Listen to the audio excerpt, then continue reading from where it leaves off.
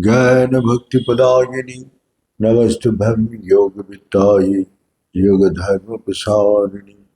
ओम सृष्टि स्थिति विनाशनानं शक्तिभूते सनातनी गुणाश्रय गुणमयी नारायणी नमोस्तुते।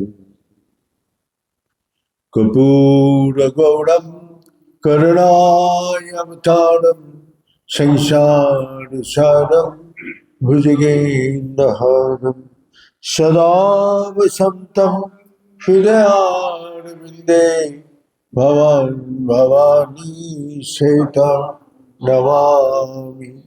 तमेव माता सविता तमेव बन्धो सुसुखा त्वमेव त्वमेव विद्यार्थिनं त्वमेव त्वमेव सर्वं मम देव देव। ॐ पूर्णमद पूर्णमिदं पूर्णात् पूर्णमुदच्यते पूर्णस्य पूर्णमादाय पूर्णमेवावशिष्यते। ओम शांति शांति शांति। नारायण हरि ओम नारायण हरि ओम। शिव शिव हर हर शिव शिव हर हर नारायण हरि ओम नारायण हरि ओम। परमात्मा अंतर्यामी परमात्मा अंतर्यामी परमात्मा अंतर्यामी परमात्मा अंतर्यामी नारायण हरि ओम नारायण हरि ओम। शिव शिव हर हर शिव शिव हर हर नारायण हरि ओम नारायण हरि ओम नारायण हरि ओम।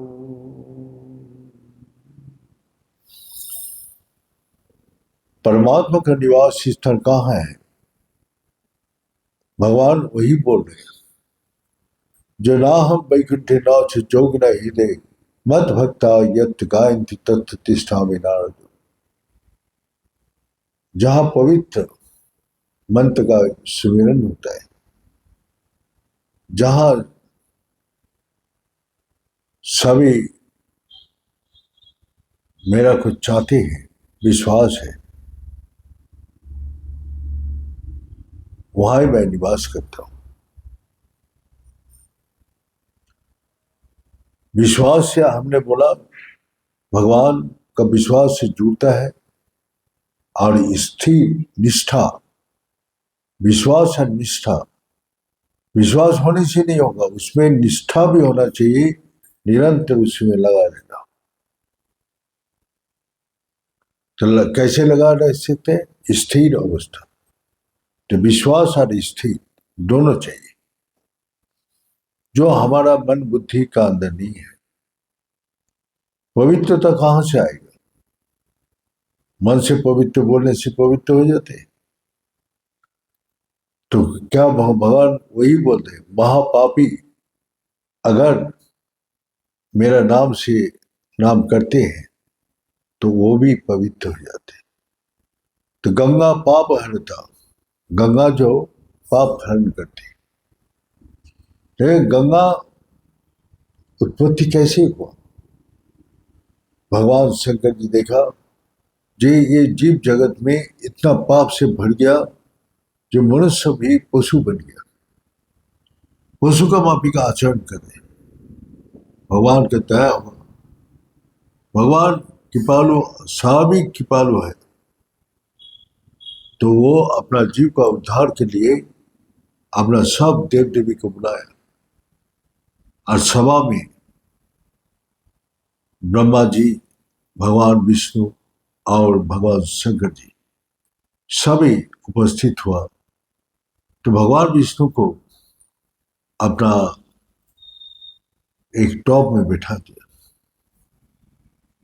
और भगवान शंकर जी नृत्य करने लगा। जो नटराज जी तो सारी जगत को प्रलय कर देते हैं, सारी जगत को अपने में समा लेते हैं, तो बस नटराज नृत्य करते करते सारी देव देवी और भगवान विष्णु, जिसका नाम से पवित्र होता है, ओम विष्णु अपवित्र पवित्र सर्व अवस्था गत्यमी यद पुण्यकाक्षम सब अच्छो उपभ्रांत सूची। भगवान विष्णु को टॉप में बैठा दिया तो नित्य देखते महासमाधि हो गया। महासमाधि में भगवान विष्णु का शरीर, वो तो क्या है, जो नीर माने जल, वो पवित्र जल का स्वरूप हो गया। भगवान शंकर जी ब्रह्मा जी को इशारा किया, ब्रह्मा जी वो कमंडल से अपना इस जल को अब कमंडल में उठा लीजिए। फिर नित्य खत्म हो गया, जल से भगवान नारायण फिर अपना स्वरूप में वापस आ गया। तो महासमाधि में एक तो भगवान विष्णु पानी बन जाती, जो पवित्र धारा जो आज धरती में जो बह है वही पवित्र धारा गंगा है। तो उसका उत्पत्ति किया भगवान अपना नटराज नृत्य से, सारी दुनिया के पाप को विनाश किया। नटराज नृत्य थे, भलाई कर दिया, सबको विनाश कर दिया और उसका पवित्रता, सारी जगत का पवित्रता लाके भगवान विष्णु में समाधिस्थ कर दिया, महासमाधि। तो पानी बन गया, वही गंगा का धारा, पवित्र धारा अपना बहने लगा धरती में। तो इसी प्रकार अपना गंगा का उत्पत्ति हो गया। भगवान विष्णु 2 बार महासमाधि हुआ। एक बार अपना महासमाधि में जगन्नाथ जी का मूर्ति जो है वो महासमाधि का रूप है। आंख अंदर चला गया, हाथ पैर सब अंदर चला जाते, तो वो महासमाधि है। तो नारद जी मूर्ति देखा, तीनों भाई बहन का, जो श्री कृष्ण भगवान, बलराम, सुभद्रा, सब महासमाधि हो गए। किसका? वही शक्तिदायिनी पवित्र जो वही राधा का नाम उसको मौसी रुक्मिणी की और सुभद्रा का सुना रहे थे, और उसी से उसका पवित्र नाम से उसका महासमाधि हो। तीनों भाई बहन का वो मूर्ति अब जगन्नाथ जी में स्थापित है। वो भी पवित्र मूर्ति है। जो भी मनोकामना लेके जाते, धर्म अर्थ काम मोक्ष चतुर्वर्गदायिनी है। तो ये जगन्नाथ जी अपना कुल युग में सारे जीव को उद्धार करने के लिए, उसका शरण में जो जाएगा वही उद्धार हो जाएगा। इसके बाद वही गंगा कमंडल में था, तो वही वंश का, कपिल मुनि का अभिशाप दे दिया था। अब अभिशाप का कारण 60,000 सागर पुत्र समाप्त हो गया, जल के राख हो। तो फिर कपिल मुनि शांत होने का बाद पूछा, जो आपका ये वंश कैसे उद्धार होगा? बड़े स्वर्ग में वो गंगा, पवित्र गंगा का कमंडल ब्रह्मा जी का कमंडल में है। वो धारा जब धरती में आएगा तो ये सारी 60,000 सागर पुत्र उद्धार हो जाएगा। उसी का बाद सारे वंश तपस्या करते करते खत्म हो गया। भगीरथ कठोर तपस्या से पहले ब्रह्मा जी का प्रसन्न किया, फिर गंगा क्या मांगा? बोला आपके कमंडल में गंगा जी है, वो गंगा हम मर्त में इस धरती में लाना चाहते हैं, हमारा वंश का उद्धार करिए। तब जगत का कल्याण का हेतु भगवान शंकर जी इशारा किया, जाओ इसको बोल दो, दे दे। तो गंगा माता बोला, जो मेरा धारा इतना प्रबल है, जब मैं स्वर्ग से जाऊंगा, अपना ब्रह्मलोक से जब नीचे जाऊंगा, हमारा धारा का प्रभाव से धरती विनाश हो जाएगा। इसका धारा को धारण करने के लिए कौन है? तो गंगा माता का अहंकार चूर्ण किया भगवान शंकर जी। भगवान शंकर जी है जो इसको धारण कर सकते हैं। तो फिर भगीरथ कठोर तपस्या किया। तपस्या करके भगीरथ जी को भगवान शंकर जी वरदान दिया, जाओ। और ऐसी अहंकार से जब धरती में आ रहे थे, मतलब ये शंकर जी ये हमारा धारा कैसे धारण कर सकते हैं? ये भी पाताल में चला गया। शंकर जी विशाल रूप को धारण करके जटाएं इतना बढ़ा दिया, ये हिमालय उसको जटा है, बस उसी जटा में गंगा जी समा गया और निकालने का रास्ता ही नहीं मिला। उसके बाद भगीरथ फिर भगवान शंकर जी को तपस्या किया। तपस्या करने के बाद छोटा सा एक जटा का मुख खोल दिया और वही धारा गोमुख से निकाल के अब धरती में बह रहे। जो अभिशाप से, पाप से सब जीव का उद्धार करने के लिए गंगा का धारा बहने लगा। तो इसी प्रकार जब सागर में पहुंचा तो 60,000 पुत्र का उद्धार हो।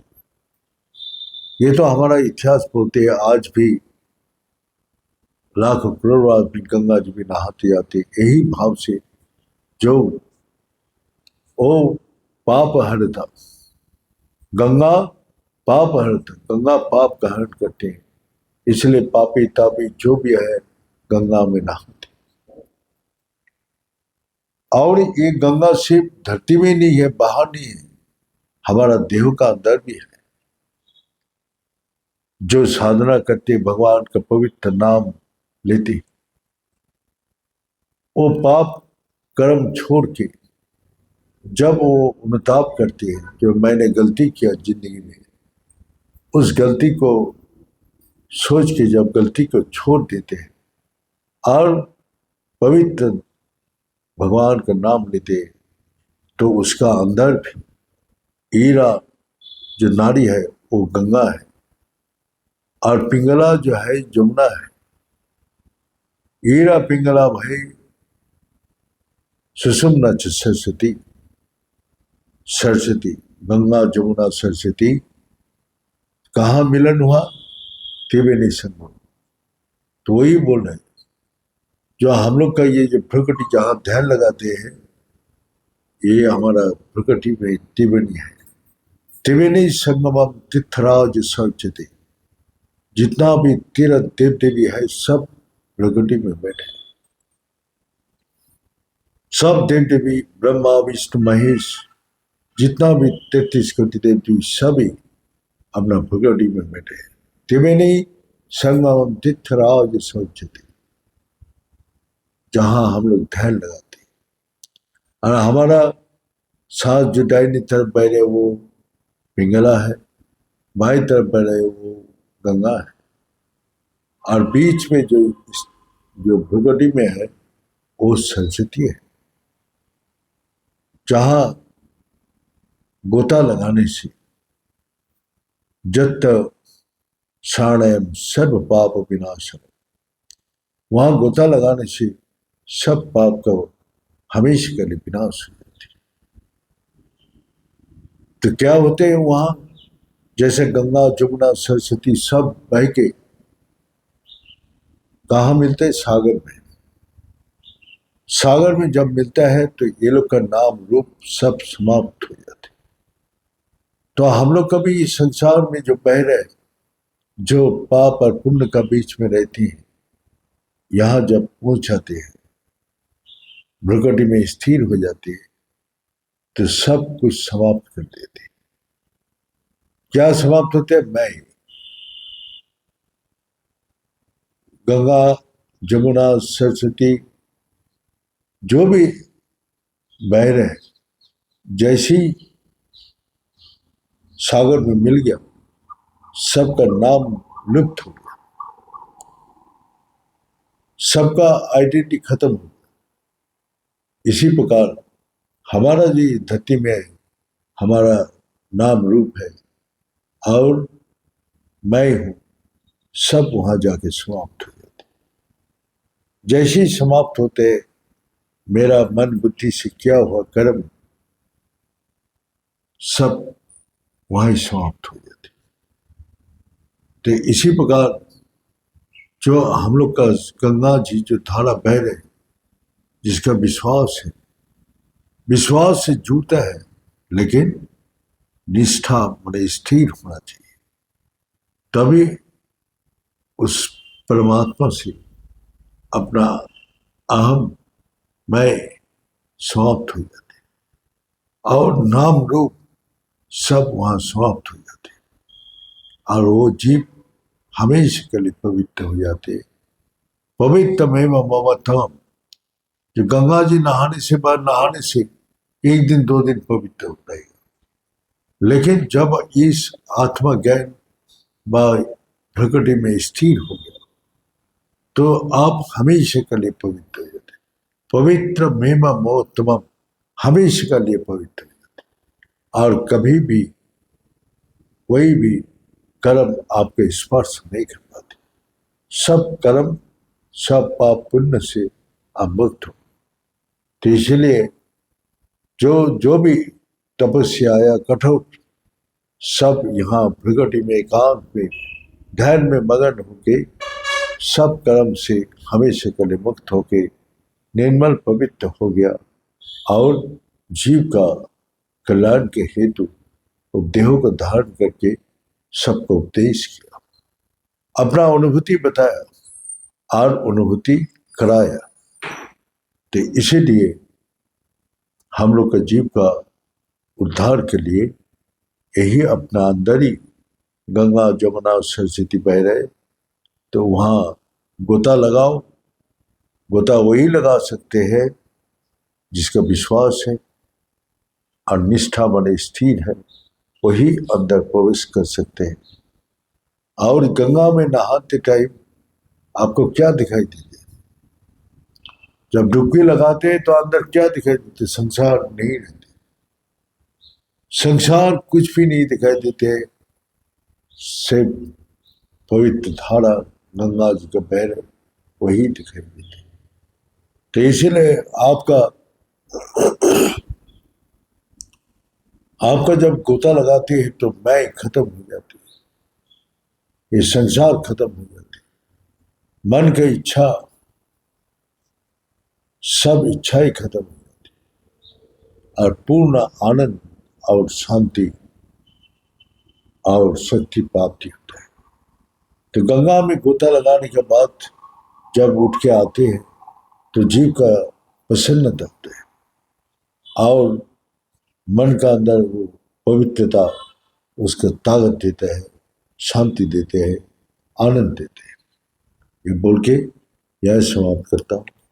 ओम पूर्णमद पूर्णमीदं पूर्णात् पूर्णमुदच्यते पूर्णस्य पूर्णमादाय पूर्णमेवावशिष्यते। ओम शांति शांति शांति। इसीलिए गंगा माता भगवान शंकर जी से पूछा, जो हम धरती में जाएंगे तो हमारा सब जीव का पाप से हम उद्धार कर दिया, तो मेरा पाप कौन लेगा? तो शंकर जी बोला, 12 साल बाद सब संत को, जो तपस्वी भक्त, सब आपको गंगा में नहाएगा। तो गंगा से नहाते ही गंगा पवित्र हो जाएगा। तो बोला, संत भक्त जो इतना पवित्र है तो वो लोग नहाने से वो लोग पाप ले लेगा मेरा, तो वो लोग का पाप कौन लेगा? तो शंकर जी बोला, जो उसका निंदा करेगा, जो समालोचना करेगा, उसको उपहास करेगा, उसको जो भी करेगा वही उसको पाप ले लेगा। तो इसीलिए हम लोग को बोला, किसी का दोष देखना नहीं है। दोष देख के, अगर दोष देखो तो तुरंत बोल दो, तो वो दोष अंदर नहीं जाएगा, वो बाहर ही चला जाएगा। अगर जो दोष देख के अंदर पूछ के रखते हैं, जो हम उसका साथ बोलेंगे तो हम खराब हो जाएंगे दुनिया के सामने, तो वो छुपा के रखते हैं। वही सबसे ज्यादा हमारा अंदर वो पाप को भर देते। तो इसीलिए जो बोलना है सामने बोल दो, तो वो अंदर नहीं जाएगा। और जो दुनिया के सामने अच्छा बनने के लिए रहते हैं, वो बोलते नहीं, वो अंदर छुपा के रखते हैं। वो सबसे ज्यादा गंदगी करते हैं, अपना मन को भी, अपना बुद्धि को, अपना कर्म। तो इसीलिए जितना वो निर्मल पवित्र हृदय होगा, वहाँ ही भगवान का निवास और भगवान वहाँ ही विराज करते हैं। तो वही पवित्र भाव आपका अंदर है, जिसमें भगवान आपके हृदय में निवास करते हैं। इसलिए भगवान बोल रहे ना, ना हम वैकुंठ नाच जो बिना हृदय मद भक्ता यत्त कायंती तत्व तिष्ठा विनारद। मैं वहाँ ही निवास करता हूँ जो भक्त का हृदय में, जो निर्मल पवित्र होता है, जो सच्च होता है, जिसका अंदर कोई भी जटिलता कुटिलता नहीं है। जो वैकुंठ वही है जिसका अंदर कोई कुंठा नहीं है, वही वैकुंठ है। और कैलाश वही है जिसके मन में कोई क्लेश नहीं है, वही कैलाश है। तो आपका मन का अंदर देखिए, अगर कुंठा है तो वो कुंठा से मुक्त है, तो वही वैकुंठ है। और क्लेश से मुक्त है तो वही आपका कैलाश है। तो इसलिए आपके हृदय में जब वैकुंठ होता है तो भगवान विष्णु निवास करते हैं, जब कैलाश होते हैं तो भगवान शंकर जी आके निवास करते हैं। जय श्री हर हर महादेव।